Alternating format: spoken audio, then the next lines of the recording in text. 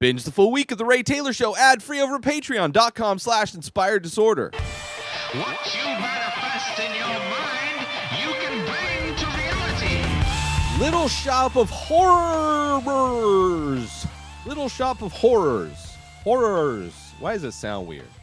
Little Shop of Horrors, the musical that came out in 1980. Why does it not say here? What year did this come out? 1986. Little Shop of Horrors.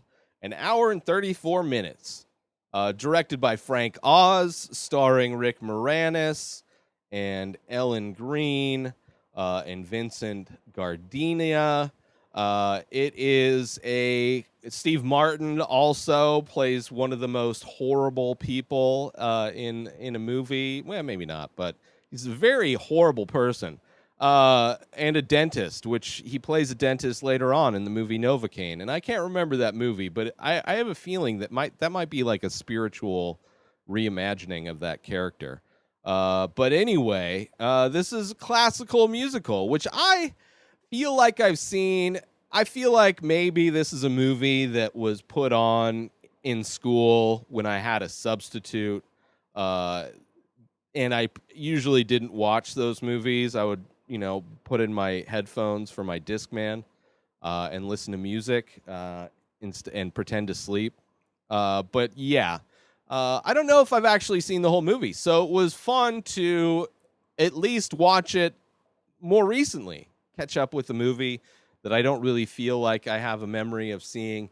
But at the same time, it's one of those things that's so culturally widespread that they're, the Feed Me Seymour, feed me Seymour, like that whole thing for some reason is in my head. Rick Moranis is great, obviously, the Honey, I Shrunk the Kids franchise, the early Ghostbusters movies, and in this one, he is, kind of the perfect casting. He's kind of the perfect, like, scrawny dweeb guy that works in a flower shop down on Skid Row. I believe it's New York. Did they say what city? I mean, Skid Row I know is a part of L.A., but I would imagine, I don't know if they say. Maybe. Forgive me if I don't. It seemed like it was a New York vibe to it, but could be wrong. Either way, it's Skid Row of some downtown area. He works in a flower shop that's just not getting that much business. But let's be honest. There's not a lot of money flowing through Skid Row, whether it's today or back in 1986. And it's a musical, which, I've opening up to musicals. I've reviewed a few of them on this show, In the Heights, Dancer in the Dark, which I consider to be a musical. I know there's another one recently that I reviewed. But anyway, I've done a few musicals, not a lot, but there's one that I started to watch and I'll probably review coming up soon. It's just one of those movies that I forgot I started, but I really did enjoy. Because there's a lot of musicals that are like, Hamilton is another one that I've reviewed. Musicals are just a genre that I was never into, but for whatever reason, I know there's good musicals out there, and there's ones that are like well known, like Singing in the Rain is one of them that's in my queue to watch. A Funny Thing Happened on the Way to the Greek is one of or Funny Thing Happened on the Way to the Coliseum is one that the one I'm talking about that I want to finish watching. I really did enjoy. But yeah, there's more musicals out there that I want to get into and watch, and just trying to plug up for myself, blind spots in the movies that I've seen. Like there's a lot of classic films that I feel like I haven't watched, and I've watched a lot of movies. It's just a lot of movies that I watched are just mediocre to bad. And there's a lot of classics out there that I need to watch. And Little Shop of Horrors was one that I really did enjoy. It's fun. It's fast. 90 minutes. Good songs. Fun story. An interesting story too for any movie. it has like kind of the almost like a Tim Burton-esque feel to it in some ways. Like the props and special effects that are used has a very Tim Burton kind of a feel. Not necessarily his aesthetic, but that kind of, in camera, live things and special effects. The puppetry and stop motion animation that they used for the plant, this alien plant that gets beamed down to Earth into this Chinese shop. This Chinese man owns this shop where he sells like exotic whatever. It's very much like Gremlins in a way, but Seymour finds this plant that gets beamed down from space, and it's an unusual plant. So he's like, "Oh, I'm going to get this unusual plant," and then he takes it to the flower shop that he works, and this magical alien plant starts attracting all kinds of customers. Like, they see this unusual plant in the window, and they come to the door, and they can't help but come in. And it's almost like a cross between, not a cross between, but it's similar to like almost an Aladdin type of story, but not overtly. Like, he doesn't wish necessarily to draw more people, but it's like that is a wish that he has, and it comes true for whatever reason. But then it turns nasty. It's like if the Aladdin story, the genie was also a serial killer, because that's what this plant is. It's like we find out that this plant grows and feeds off of the blood and flesh of humans, and Seymour, tries to to kill two birds with one stone. Let's say he tries to eliminate bad people. And almost like Dexter, like he becomes kind of a Dexter. Like, morally, he's killing bad guys, but he's still killing people and feeding them to this plant. And one of those bad guys is Steve Martin's character, which is crazy. This character, which it feels like something that should happen more, because these people exist. He plays a dentist, but he plays like this evil Elvis dentist. Like, he has the big Elvis vibe. He like curls his lip and kind of moves a lot like Elvis. Seems like it was an inspiration, almost has an Elvis look, but he is very evil. And him being a dentist, he takes pleasure in causing people pain.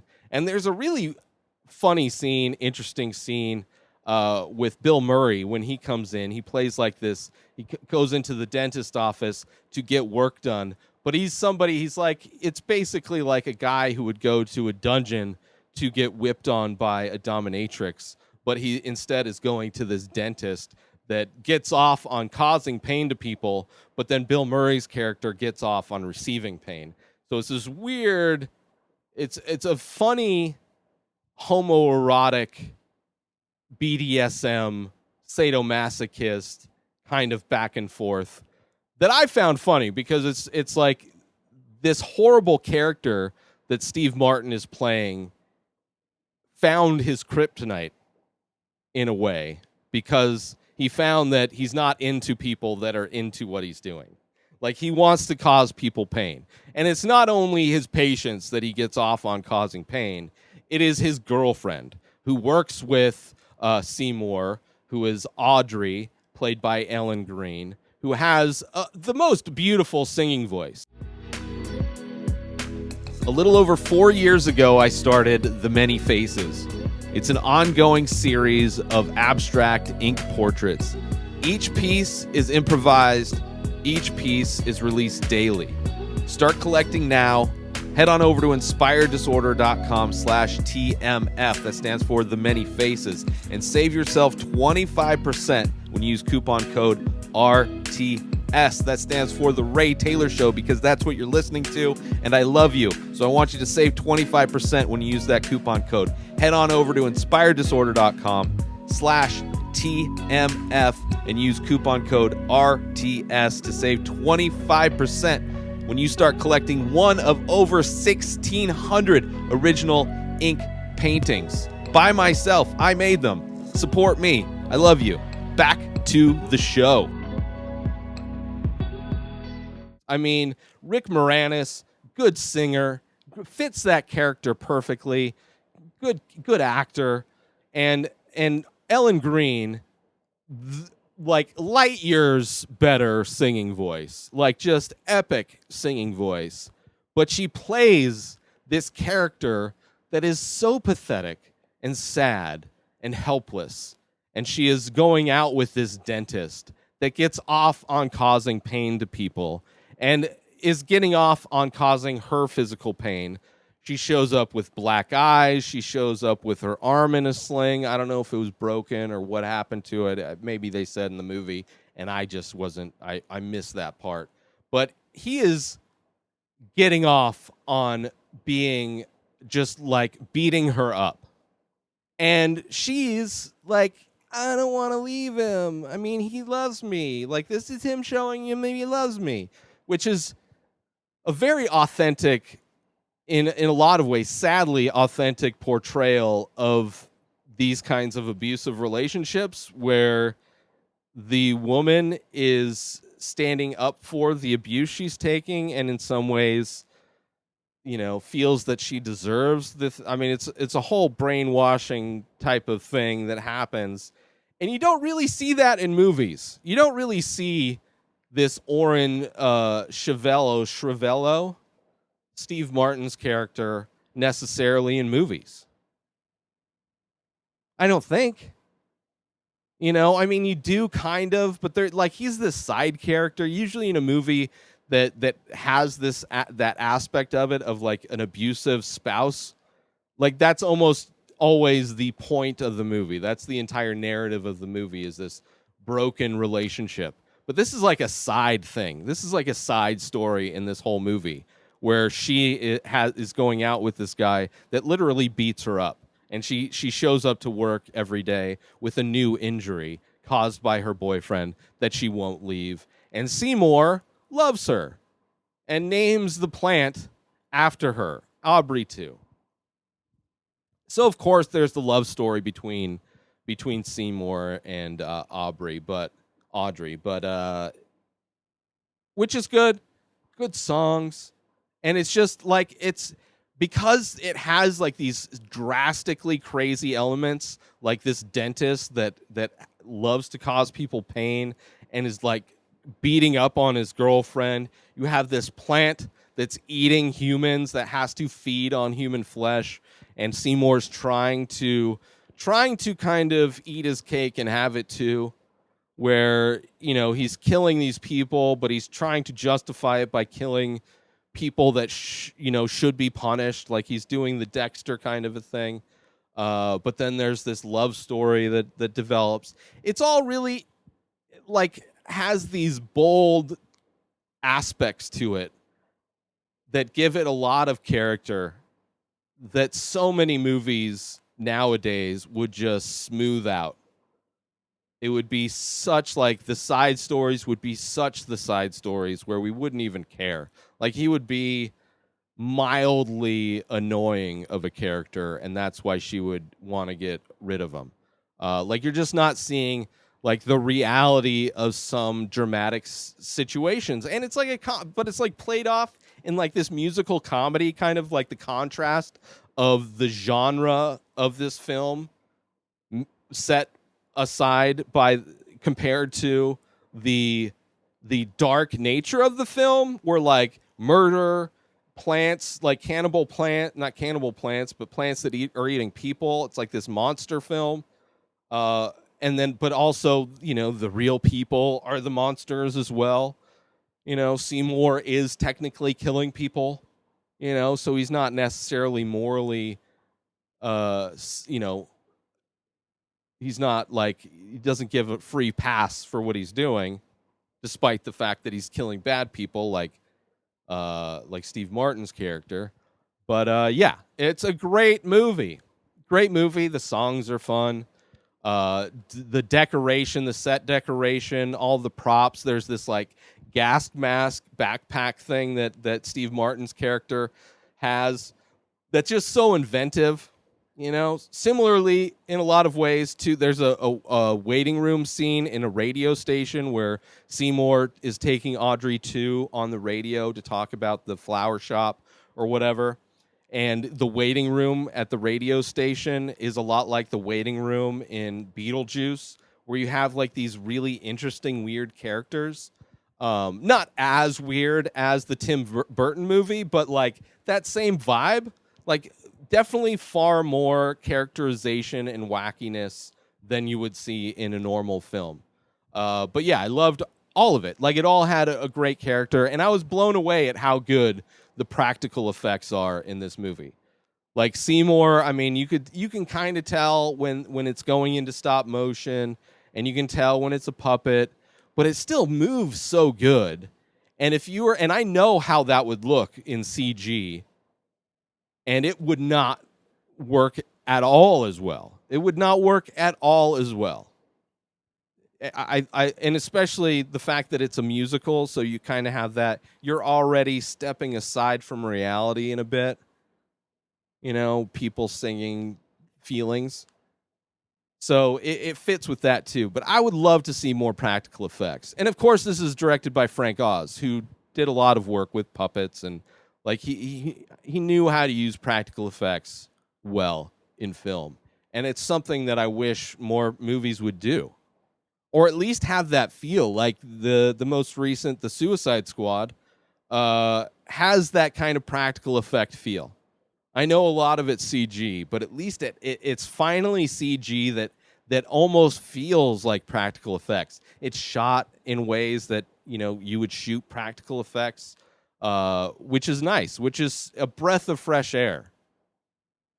So hopefully more. I would love to see more movies doing what this movie did. I mean, this movie, if this movie was made today, not only would the storyline of Steve Martin's character be completely altered and toned down, or he'd be like an unrealistic villain, but also the set and the props and all the effects that go into creating Audrey 2 would not hold up. They would just be dated so fast. Where this, made in 1986, 86 or 84?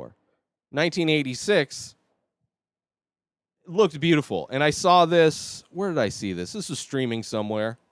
I don't remember, but it looked great. It looked great. So yeah, if you haven't seen Little Shop of Horrors, I highly recommend checking it out. And if you have seen it and it's been a while, go back, rewatch it. 90 minutes. It's great. Easy breezy. Gets dark. Funny. Catchy songs. And the fact that it holds up is it's just another notch of greatness. It's just, that's what makes this so great, is that it has subject matter that is timeless. You know, there's always going to be assholes beating up their spouses. That type of person is always going to exist. But the effects just hold up. Frank Oz is amazing. Maybe one of these days I'll do a Frank Oz top 5. Just dive into his movies, and that would be fun. I'd love to kind of see all the similarities in all the films that he did, which I don't know how many he did. Let me pop over to his page real quick. Frank Oz, of course, the Muppet movies. Oh, he did. Oh, he played Yoda. Let me see. Director.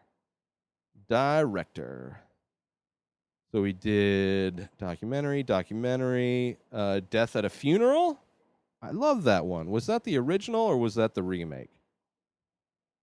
The original. I love Death at the Funeral. The remake's okay. I mean, it's basically the original, but just different cast. So what else did he do? Death at a Funeral, Stepford Wives, haven't seen. The Score, that was okay. Bowfinger, I love that. In and Out, I don't know if I've seen that. Indian in the Cupboard, that's kid stuff. I don't remember that. House Sitter. What About Bob is a classic. Dirty Rotten Scoundrels is a classic. Little Shop of Horrors, Sesame Street. Oh, Dark Crystal. I don't know if I've seen Muppets Take Manhattan. and then Dark Crystal. I could easily do a top 5 of his stuff. That'll be fun. Maybe I'll do that next week. Stay tuned for that. But anyway, check it out. Check out Little Shop of Horrors wherever it is streaming, or buy it. It's a classic. It is a classic that will withstand the test of time. New episodes of The Ray Taylor Show come out every single day. Subscribe on IGTV, YouTube, and everywhere else podcasts are found. Binge the full week ad-free over at patreon.com/Inspired Disorder. Buy Ray Taylor Show merch over at inspireddisorder.com and follow the show on Instagram at Ray Taylor Show. Have a wonderful day, everybody. Peace out!